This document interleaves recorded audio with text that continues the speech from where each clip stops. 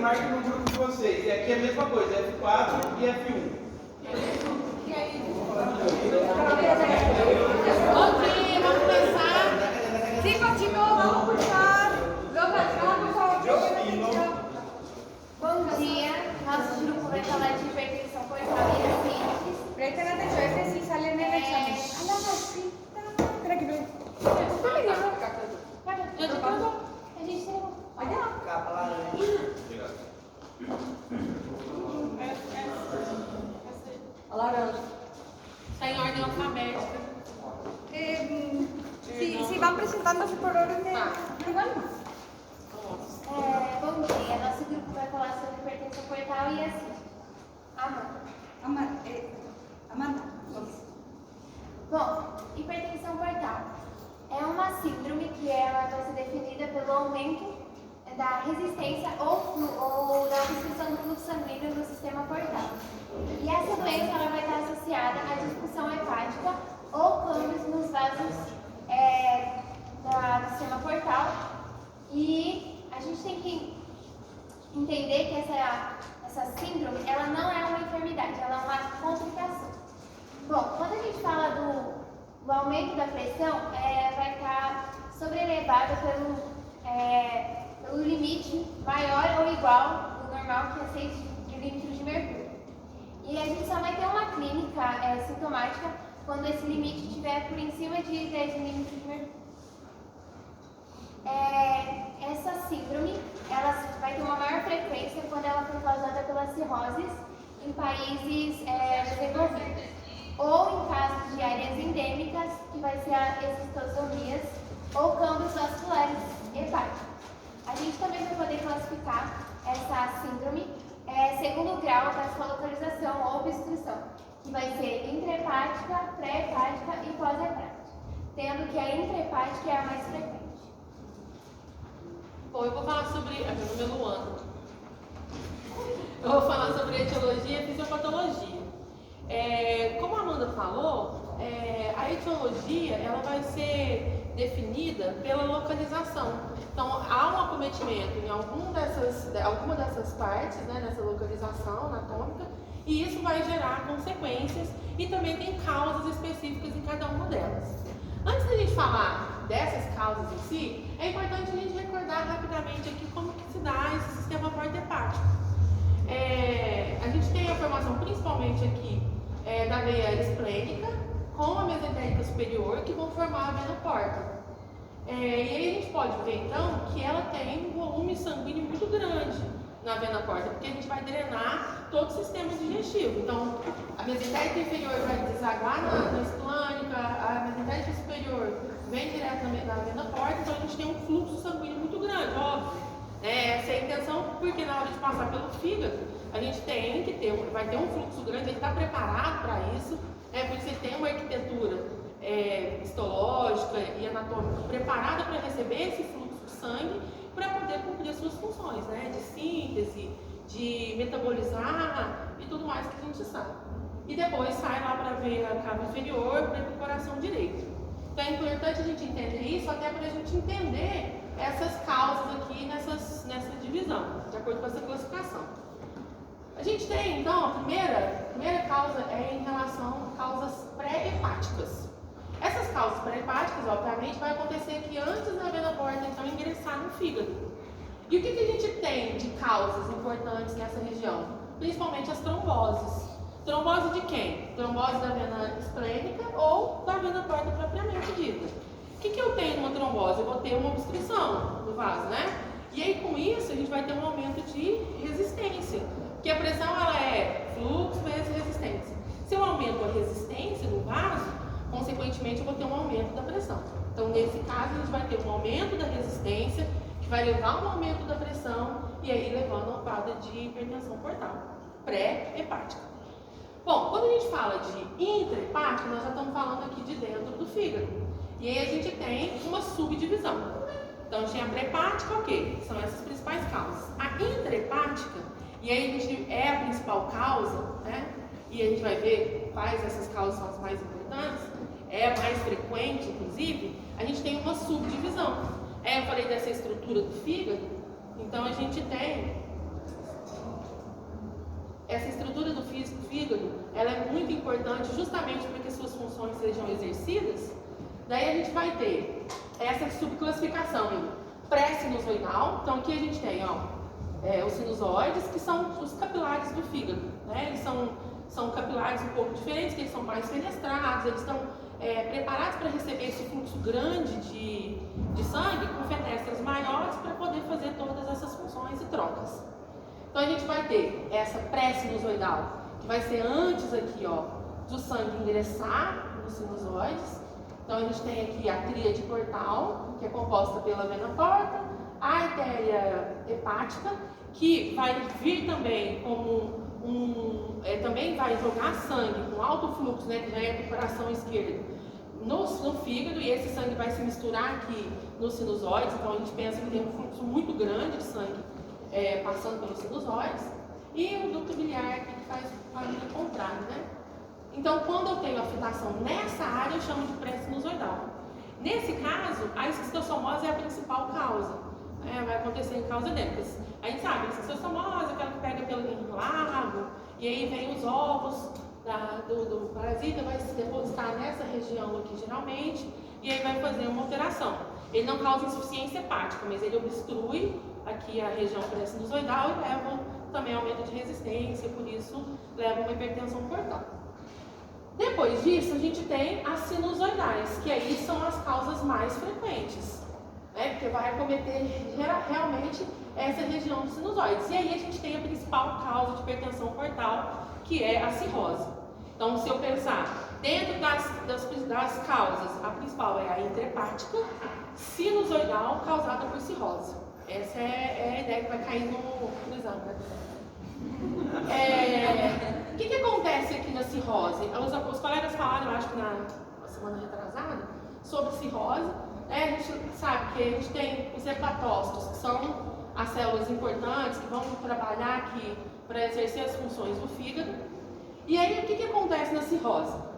A gente tem, o sangue vai vir aqui normalmente, vai passar, fazer todo o trabalho que ele tem que fazer, sair pela vena centrolobular, depois ele vai para a vena cava. Quando a gente tem um quadro de cirrose, quer dizer que a gente está, de alguma forma, agredindo os hepatócitos, agredindo essa região aqui, o fígado. E a gente tem uma célulazinha nesse espaço aqui, que é chamado espaço de Disse, que fica aqui entre os sinusoides, as células epiteliais e os hepatócitos, que é a célula estrelada ou a célula de Ito, que na vida normal tem a função principalmente de armazenar vitamina A, mas ele também faz meio que uma função de proteção. Porque quando vem alguma coisa para agredir o hepatócito, ele libera colágeno. E esse colágeno faz como se fosse uma barreira. O que acontece na cirrose? A gente vai parar de agredir? Não, é uma agressão constante. Se eu tenho uma agressão constante, essa célula de Ito aqui, que está aqui nesse espacinho de Disse, vai começar a mandar um montão de colágeno, e isso vai fazer com que a gente tenha fibrose. Então a gente vai começar a fibrosar essa região, aí lógico, o hepatócito não vai conseguir cumprir as funções dele. Ao mesmo tempo, a gente tem fibrose, a gente endurece, né? Cicatriz. A gente vai começar a comprimir os sinusoides, e isso vai levar ao quadro de congestão e vai levar ao quadro de hipertensão portal. Além disso, na fisiopatologia, a gente vai ver que isso também vai interferir em outros fatores, de produção de óxido nítrico, também de vasoconstritores, que também vão favorecer esse aumento da pressão. E depois a gente tem o último aqui, que seria já o pós-sinusoidal, já na saída aqui da centrolobular, para depois subir, que aí é o chamado pós-sinusoidal. Por exemplo, a principal causa são veno-oclusões, essas são as causas mais raras, mas pode acontecer uma oclusão aqui, uma veno-oclusão, e isso leva também ao aumento da resistência, aumento da pressão. Bom, a gente falou da pré-hepática, da intrahepática, e depois a gente tem as causas pós-hepáticas. As causas pós-hepáticas, elas são muito mais relacionadas com uma congestão na veia cava inferior, ou ali no finalzinho entre as veias hepáticas, né, que é onde que vai jogar o sangue para a veia cava inferior. Por exemplo, insuficiência cardíaca congestiva. Se eu tenho uma congestão no coração direito, o coração direito começa a acumular sangue, volta pela veia cava inferior e vai cair onde? Justamente aqui, no fígado. Eu faço um processo de congestão aqui, e isso faz com que haja aumento da pressão. certo? Essas, então, são as causas em relação às suas localizações. Aqui só para exemplificar o que eu falei, das tromboses, a gente pode pegar esse plane que é a porta. Aqui, essa vendo a oclusão das hepáticas, que é a fossa sinusoidal. E se tiver uma oclusão aqui, uma congestão de veia cava, já é a fossa hepática. E aqui só o exemplo de um fígado cirrótico que vai se fibrosar e vai destruir as suas funções. E aí, só para finalizar, voltando então, a gente falou basicamente de como isso tudo vai acontecer, né? A gente pode pensar na fisiopatologia relacionada ao processo intrahepático, que é justamente essa fibrose, principalmente, os quadros de cirrose. A gente falou que leva a congestão, eu vou fazer uma pressão nos sinusoides, né? Isso vai aumentar a pressão. E a gente tem também uma relação com o processo vascular, porque na vida normal, eu preciso ter um sinusoide mais dilatado, né? Porque o sangue vai passar em alto fluxo, mas ele é fenestrado, tudo vai acontecendo de forma muito natural. Nesse caso aqui, quando eu tenho essa alteração do espaço de Dix, nessas células vasecteriais e tudo mais, eu tenho uma diminuição de produção de óxido nítrico, que é um vasodilatador, que estava ali sendo produzido uma quantidade adequada para manter esse equilíbrio. Eu diminuo a produção dele, o que eu faço? Ali dentro do sinusoide eu acabo fazendo uma vasoconstrição, e tem produção de vasoconstritores também, por toda essa alteração dessa função hepática. Isso tudo aqui é bem assim, é paradoxo, né? Porque ao mesmo tempo que eu diminuo essa vasodilatação dentro do fígado, acontece uma vasodilatação a nível sistêmico. O que vai acontecer? Isso vai acontecer ao mesmo tempo, né? A gente fala separado. Esse sangue o fígado começou a ficar congesto. Quando a veia porta vem com aquele fluxo enorme lá do aparelho digestivo para jogar lá dentro do fígado, por alguma dessas causas, ela não vai conseguir, né? Então, o espaço que era grandão assim, ele fica um espaço pequenininho. Eu não consigo mandar aquele tanto de fluxo de sangue para dentro do fígado. O que acontece? Esse sangue fica represado, ele volta e vai geralmente para o baço, então ele acaba causando uma vasodilatação esplânica, e eu tenho congestão ali, aumento o fluxo de novo também, já é um outro motivo para aumentar a pressão e levar as consequências que alguns meus amigos vão falar depois desse quadro clínico, dessas complicações. Além disso, eu tenho, nesse momento, essa vasodilatação, e por outros processos, depois a gente vai falar também, por exemplo, da ascite, que está muito relacionada aqui, eu tenho uma diminuição do fluxo intravenoso. Então, acaba que o meu fluxo vai diminuir, né? Por vasodilatação, por outros processos também de perda de líquido, extravasação de líquido. O que acontece? Eu começo a diminuir minha pressão arterial. Se eu diminuo a pressão arterial, quando chega lá no rim, o rim vai perceber que tem baixo fluxo, porque a pressão está baixa. O que acontece? Ele ativa o sistema renina-angiotensina-aldosterona. Com isso eu vou fazer o quê? Retenção de água e sódio. Então vai virando um ciclo vicioso que leva a várias complicações. Por isso a hipertensão portal é tão importante.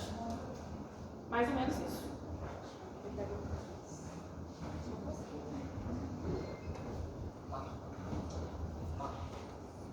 Devido ao estado circulatório hiperdinâmico, irá acontecer um redirecionamento do organismo, do fluxo sanguíneo, para poder equilibrar, e assim apresentarão as manifestações clínicas. Entre elas, iremos classificar em 4 grandes grupos, sendo o primeiro a circulação colateral porto-sistêmica, que é uma tentativa de descomprimir o sistema porto. Com isso, apresentará algumas varizes, algumas dilatações. As varizes esofágicas ou as varizes gástricas são refluxos do fluxo sanguíneo da vena porta para as veias epigástricas e para os sistemas ácidos e hemiácidos. E assim irá ocorrer uma dilatação na submucosa, formando essas varizes. Outro tipo de varizes são as varizes esplênicas, que também será essa regurgitação. E aqui o baço será edematizado. Outra varizes são devido a essa circulação esplênica renal. Há também as varizes do plexo hemorroidais e há varizes também através das veias umbilicais. Quando apresenta essas dilatações na parede do abdômen, irá apresentar a características que é da cabeça de medusa. Se essa cabeça de medusa está acompanhada de sopro umbilical, recebe o signo de Cuvier. Esse sopro será mais audível em paciente durante a inspiração, na sístole ou se ele se encontrar de pé. Outra manifestação é a encefalopatia hepática, que é devido também à comunicação do sistema porta e sistema da circulação. O fígado que se encontra já enfermo será incapaz de metabolizar essa grande quantidade de metabólitos recebidos. Assim, principalmente a amônia, que é uma neurotoxina, irá proporcionar ao paciente manifestações neuropsiquiátricas, como transtorno de personalidade, confusão mental, e levando o paciente até o coma. Outra também será a esplenomegália. Ela apresenta de forma indolor, ela é vista em cerca de 80% dos pacientes. No exame físico, ela é uma víscera palpável e nos exames laboratoriais estará acompanhada de trombocitopenia, leucopenia e anemia. Por fim, a ascite, que é uma acumulação patológica de fluidos na cavidade peritoneal. A ascite será descrita a mais à frente. Bom dia, meu nome é Cintia. Dando continuidade, eu vou falar sobre o diagnóstico da hipertensão portal. Bom, para ficar de uma maneira mais simples de entender, o diagnóstico é feito como se fosse 3 métodos. Vai ser o físico-clínico, através da classificação de Schildt-Pugh e também da palpação do fígado e hepatimetria. O laboratorial, que vai ser da função hepática, e também o de imagem, que vai ser pelo eco, a ecografia com um Doppler, e ressonância e também tomografia. Bom, aqui está a escala de Schildt-Pugh. Demonstra a encefalopatia, a cistis, bilirrubina, a albumina e o tempo de protrombina. E depois de fazer a pontuação, tem as 3 classes. Aqui não está descrito, mas também tem a sobrevida de 1 ano e de 2 anos. E vai de acordo com as classes e com a pontuação, né? Bom, daí a gente ainda está na classificação de clínica física. Aqui vai ser os achados semiológicos, vai ser feito um exame físico nesse paciente, que vai ser a palpação do fígado e também a hepatimetria, que pode ser feito tanto pelo exame físico, como na palpação, como também através de uma ecografia. Aí, só para exemplificar algumas palpações, que são a monomanual, a bimanual de Gilbert, a bimanual de Mathieu e a bimanual de Schalfar. E, igual eu falei, também o diagnóstico se faz pelos exames laboratoriais e os exames de imagem. Os exames laboratoriais vai ser o TGO, TGP, bilirrubina, tempo de protrombina e albumina, para saber como que está a função desse fígado, né? E os de imagem vai ser ecografia com Doppler, que pode ser observado o fluxo sanguíneo e ver também a resistência dos vasos. A tomografia computadorizada e a ressonância, que pode se ver como está esse fígado, se está multinodular, se tem alguma alteração. Eu vou falar um pouquinho do tratamento da hipertensão portal. Bom, como já falaram aqui, a hipertensão portal ela não é uma doença propriamente, ela é uma consequência. Então, o tratamento seria da patologia que levou à hipertensão portal. Porém, existem algumas medidas para diminuir essa pressão do sistema portal. Uma delas é a terapia farmacológica, que é utilizada os beta-bloqueantes não seletivos. Aqui são os exemplos de alguns deles, a dosagem e como se faz o uso durante o dia. E estes fármacos eles vão diminuir a pressão portal, agindo na redução do fluxo portal. Além disso, tem o agregado de mononitrato de isosorbida, que é de 10 a 20 miligramas, 2 vezes por dia, que também vai ajudar a reduzir a pressão portal. Outra forma de diminuir essa pressão são os TIPs, que são derivações intrahepáticas ortossistêmicas transjugulares. O que é isso? É a colocação de um stent para fazer com que o fluxo da veia porta para a hepática seja reduzido e diminuindo assim o fluxo que passa pelo fígado. E aqui são alguns dos procedimentos cirúrgicos que existem. Temos o shunt não seletivo, que é uma cirurgia de urgência, que ela vai diminuir de maneira brusca a pressão. Tem o shunt parcial, que é utilizado em pacientes com cirrose, com ascites, para poder esperar o transplante.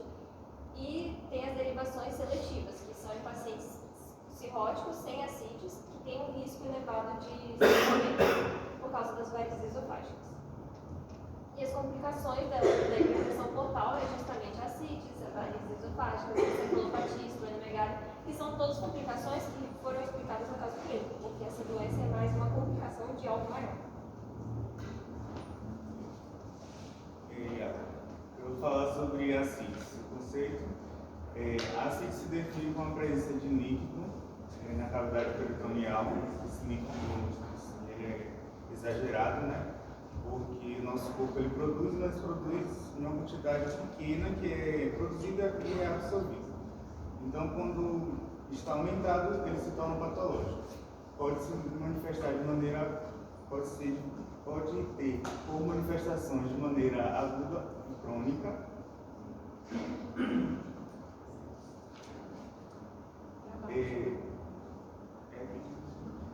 Há várias enfermidades que funcionam como ascite, como neoplasias, enfermidades cardíacas, infecciosas e hepáticas. Se crê que 60% dos pacientes com cirrose têm ascite em algum momento da sua enfermidade, justamente pelo que Luana falou, né? O intestino ele faz o processo de absorção de proteínas, albuminas, nutrientes e manda, antes de jogar na corrente sanguínea, ele sempre manda para o fígado. E como o fígado está com algum tipo ou grau de cirrose, há um aumento e torna-se uma ascite. Portanto, a ascite não é uma enfermidade, e sim uma consequência.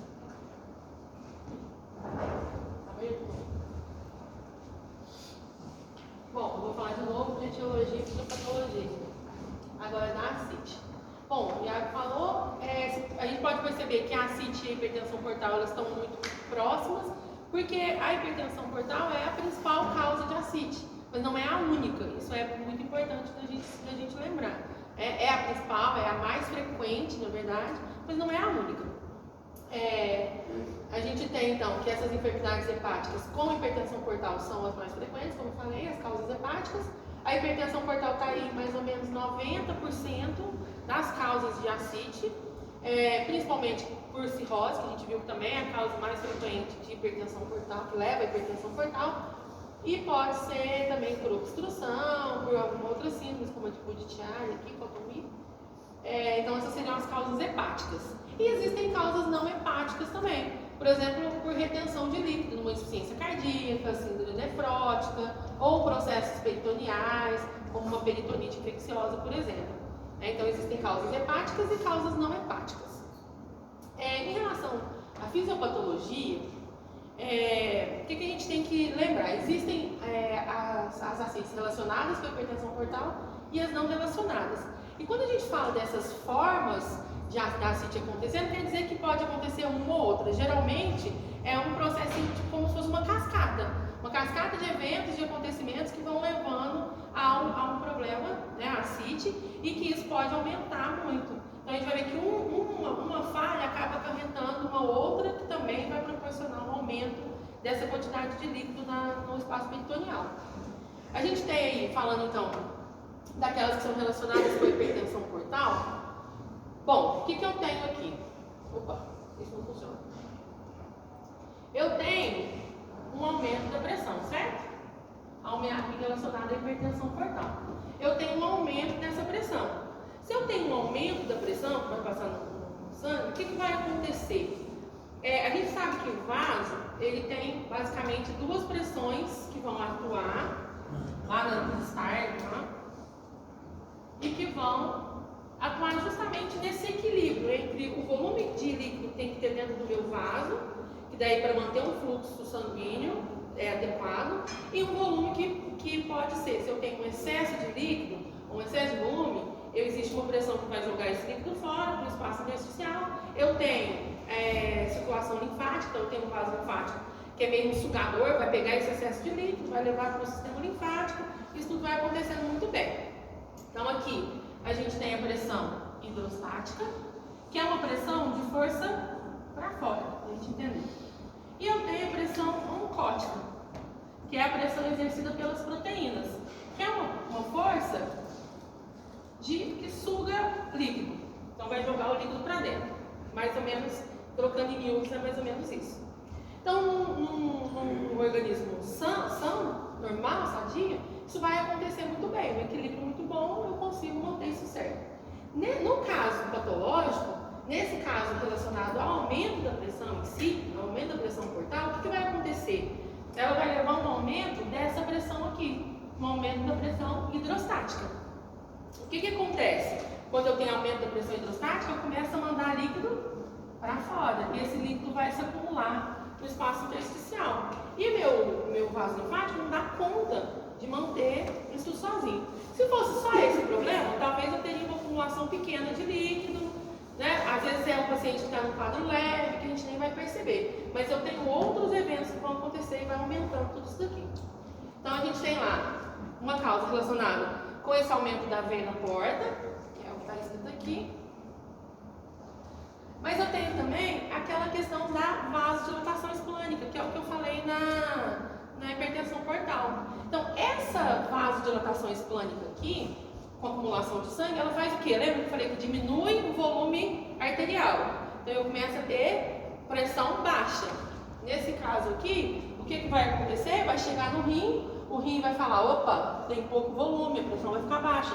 Preciso dar um jeito de aumentar esse volume para aumentar essa pressão. O que ele faz? Ativa o sistema renina-angiotensina-aldosterona. O que vai acontecer no final disso? Retenção de água e sódio. Então eu acabo tendo mais água e sódio no meu organismo. Isso vai fazer o quê? Quando chegar lá em cima, líquido demais, pressão alta, pressão portal alta, aumenta a pressão hidrostática, mais líquido aqui para o espaço intersticial, certo? Além disso, eu tenho também relacionado até a hipertensão portal, mas a gente pode pensar na cirrose, com ou sem hipertensão portal, a gente vai ter uma diminuição da albumina, porque eu vou sintetizar proteínas, principalmente albumina no fígado. Se eu diminuo a síntese de albumina, o que vai acontecer? E aí eu estou falando de causa hepática, mas também existe causas não hepáticas que levam à hipoalbuminemia. Por exemplo, uma síndrome nefrótica, tem no e acaba fazendo uma albuminemia. Com essa proteína baixa, o que acontece? Acontece uma coisa aqui, ó, diferente. Eu vou ter aqui uma diminuição da pressão, uma diminuição da pressão oncótica. O que é a pressão oncótica? A pressão está relacionada com proteína. Quem mantém essa pressão é a proteína. Se eu tenho pouca proteína, essa pressão vai diminuir. Quando essa pressão diminui, ela deixa de conseguir puxar a água para dentro do vaso. E o que acontece com esse líquido? Ao invés de entrar para o vaso, ele fica estagnado aqui, fica no interstício. Isso vai levar ao acúmulo de líquido nessa região. E assim existem outras causas também, por exemplo, uma neoplasia, um câncer de sistema linfático, por exemplo, obstrui o sistema linfático, ele deixa de conseguir sugar esse líquido em excesso, acaba acumulando. Infecções também, que aumentam a permeabilidade vascular, tudo isso vai levar a um acúmulo de líquido nessa região, e aí vai para a cavidade peritoneal e faz um quadro de ascite.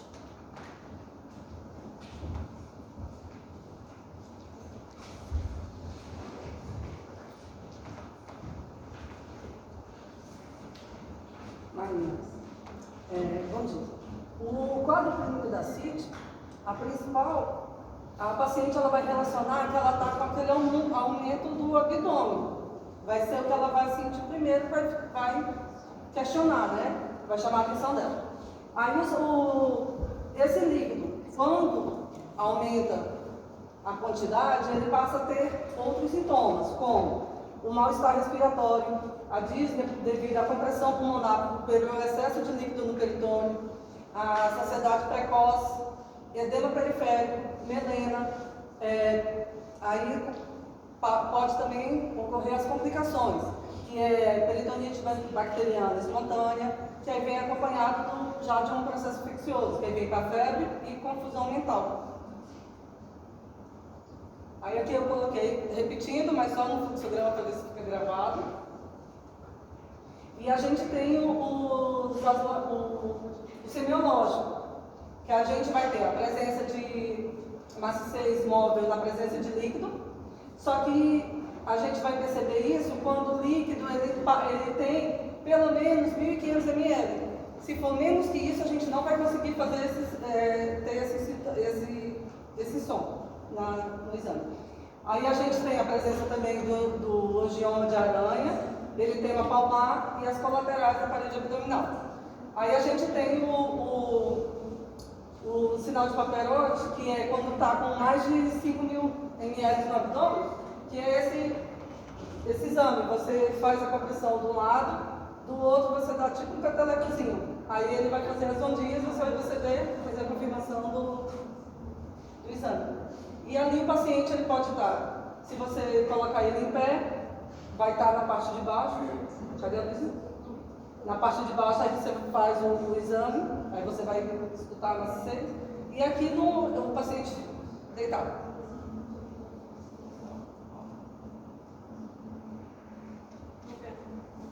Então, o diagnóstico de ascite, ele é basicamente clínico, fazendo uma história clínica completa e um exame físico com os achados que a Marina mencionou agora. Para confirmar o diagnóstico, quando for um caso leve, por exemplo, o exame de escolha é a ecografia abdominal. E também é muito importante a solicitação da paracentese para a investigação diagnóstica e também terapêutica. E ela serve para avaliar o líquido e para buscar a causa. A ascite é dividida dentro de uma classificação em 3 graus. O primeiro grau ele é visto somente no exame de imagem, que é a ultrassom, ecografia abdominal. O segundo grau ele já se percebe no exame físico com alguns achados e aparência maior do abdômen. O terceiro grau ele já tem uma marcada distensão abdominal, como essa imagem característica. A paracentese ela é muito importante e dentro dela vai ser feita uma avaliação do líquido em alguns aspectos, como por exemplo o aspecto macroscópico, a citologia e a citometria oncótica, bioquímica e bacteriologia. Dentro do aspecto macroscópico, a gente consegue avaliar já alguns diagnósticos diferenciais também. Por exemplo, se for um líquido amarelo citrino, ele geralmente é normal ou é o da ascite por hipertensão portal. Se for hemorrágico, pode ser um acidente por pulsão, uma neoplasia ou infecção. Então, se for descartado o acidente de pulsão, que geralmente desaparece em um tempo curto, a gente vai pensar em neoplasia ou infecção. A cor turva, quando for um líquido turvo, sugere uma infecção ou tuberculose. O leitoso já leva a pensar em ascite quilosa ou, raramente, em causas raras. O líquido bilioso e escuro é bem comum ser por um trauma biliar. E o espesso é por tumores mucinosos, pseudolinfomas peritoneais. Dentro da citometria e citologia oncótica, a gente vai analisar a celularidade total e diferencial para verificar e descartar uma possível peritonite bacteriana espontânea. Dentro da bioquímica, essa parte é bem importante porque a gente vai ter que fazer o cálculo do gás. A gente vai solicitar proteínas totais e albúmina. E o gás é o gradiente de albúmina, soro, chegar nesse valor, a gente vai fazer a subtração da albúmina sérica. Nesse mesmo momento, a gente vai solicitar o exame de sangue, de albúmina e de proteínas totais. A gente vai fazer a subtração da albúmina sérica menos a albúmina do líquido acítico. E o valor que der como resultado vai ajudar a gente a direcionar para uma investigação etiológica. Que se o resultado for maior ou igual a 1,1, sugere uma hipertensão portal. Se for menor que 1,1, nos leva a pensar em uma doença peritoneal ou uma síndrome nefrótica. Para diferenciar esses dois, além da clínica, a gente vai observar o valor de proteínas totais do líquido, que se apresentar um valor maior ou igual a 2,5, é mais sugerente de doença peritoneal, e se for menor a 2,5, uma síndrome nefrótica. A bacteriologia é para verificar se tem alguma infecção. Tengan en cuenta los criterios de GASA, chicos, ese GASA allí en el examen. E aqui eu coloquei um algoritmo simplificando o que eu acabei de explicar.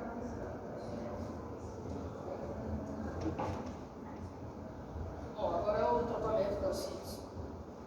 Basicamente, você tem que ter o objetivo de reduzir as moléstias causadas ao paciente, reduzir essa questão do inchaço, dessa CIDS. Tem que tratar as causas, porque a CIDS, como foi dito anteriormente, é um sintoma. E o tratamento depende basicamente da classificação do paciente, então dos graus. No grado 1 não tem nenhuma comprovação científica que o tratamento faça alguma diferença, então não se faz tratamento nesse paciente. Como foi dito anteriormente, é um achado casual. Na CIDS de grado 2 e 3, você sempre se basa na dieta do paciente. A dieta é o principal ponto aqui, principalmente no grado 2, que é o tratamento farmacológico. O paciente não pode ingerir uma quantidade elevada de sódio. Ele tem uma dieta específica para ele. E, se não funcionar basicamente só a dieta hipossódica, você adiciona o diurético. Como que inicia o diurético? Você inicia com a espironolactona, que é um antagonista da aldosterona. E, se não funciona, você adiciona a furosemida, que seria o diurético de asa. Na CIDS grado 3, você faz a parassintese terapêutica e faz a expansão plasmática com albumina. Tem também uma expansão plasmática sintética, mas não funciona tão bem quanto a albumina. Bom, depois que se faz essa parassintese, você tem que continuar com o tratamento, tanto o diurético quanto a dieta hipossódica. E a resposta, você evalua de forma regular, por peso do paciente, a inscrição da urina, de sódio na urina em 24 horas. Também se pode avaliar a questão da aderência ao tratamento do paciente, porque assim como o paciente diabético, esse paciente é meio complicado. Por quê? A dieta hipossódica é muito ruim comer comida sem sal, então o paciente não vai querer. Como que você faz isso? Se o paciente faz a utilização do diurético e não faz a dieta hipossódica, você manda fazer essa urina em 24 horas e vai vir o sódio acima da dieta recomendada. Por exemplo, mandou ele comer 80 gramas microgramas de sódio, ele vai lá e come 200, vai sair no exame, ele vai ser pego. E as complicações, os colegas já falaram, que é basicamente o comprometimento da função respiratória de atividades físicas, pode causar dano pleural, as hérnias inguinais e umbilicais pela questão do aumento da pressão abdominal, edema nos membros inferiores, hiponatremia dilucional e síndrome hepatorenal. E essas são as referências do nosso trabalho.